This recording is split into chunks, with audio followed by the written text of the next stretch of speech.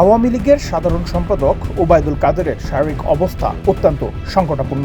কলকাতার অ্যাপোলো হাসপাতাল থেকে তাকে ভেন্টিলেশনে নেওয়া হয়েছিল। তবে তার অবস্থা এতটাই আশঙ্কাজনক যে নতুন করে কোনো চিকিৎসা দেওয়া সম্ভব হচ্ছে না। চিকিৎসকদের পরামর্শ ও পরিবারের সিদ্ধান্তে তাকে হাসপাতাল থেকে কলকাতার নিউ টাউনের বাড়িতে ফিরিয়ে নেওয়া হচ্ছে।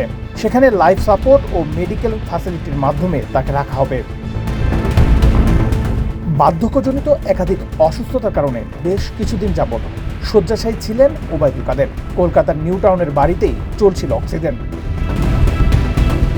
বিশ্বস্ত সূত্রে জানা গেছে, গত শুক্রবার আচমকায় তার শারীরিক অবস্থার অবনতি হয়। প্রায় সংজ্ঞাহীন অবস্থায় তাকে কলকাতার বাইপাসের কাছে অ্যাপোলো হাসপাতালে নিয়ে যাওয়া হয়। হাসপাতালে ভর্তির পরেই তাকে দেওয়া হয় ভেন্টিলেশনে। হাসপাতালের সূত্রের খবর, চিকিৎসায় সাড়া দিচ্ছেন তিনি, তবে অবস্থা বেশ সংকটজনক। আগের একটি সাক্ষাৎকারে তিনি জানিয়েছিলেন যে তিনি এখনও কার্যক্রম নিষিদ্ধ আওয়ামী লীগের সাধারণ সম্পাদক। ওই সাক্ষাৎকারে তিনি আরও জানান, জুলাই গণ অভ্যুত্থানে আওয়ামী লীগ পতনের পর ৩ মাস বাসা বদল করে আত্মগোপনে ছিলেন। শেষ পর্যন্ত ৩ মাস পর ২০২৪ সালের নভেম্বরে তিনি দেশ ছেড়েছেন। ওবায়দুল কাদের ২০১৬ সাল থেকে আওয়ামী লীগের সাধারণ সম্পাদকের দায়িত্ব পালন করছেন। তিনি ২০১১ থেকে ২০২৪ সাল পর্যন্ত সড়ক পরিবহন ও সেতু মন্ত্রী হিসেবে দায়িত্ব পালন করছেন এবং নোয়াখালী ৫ আসন থেকে টানা ৪ বার সংসদ সদস্য নির্বাচিত হয়েছিলেন। ৭৬ বছর বয়সী আওয়ামী লীগের সাধারণ সম্পাদক দীর্ঘদিন থেকে হৃদরোগেও ভুগছেন।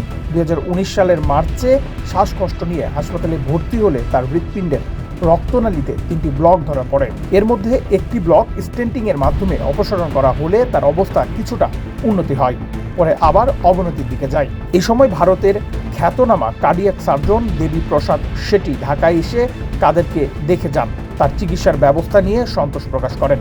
পরে তাকে সিঙ্গাপুরে নেওয়া হয়। সেখানে ৪ মাস চিকিৎসার পর সুস্থ হয়ে দেশে ফিরেন তিনি। ২০২৪ সালের জুলাই আগস্টে ছাত্র জনতার অভ্যুত্থানে আওয়ামী লীগ সরকার পতনের পর তিনি পালিয়ে ভারতে আশ্রয় নেন।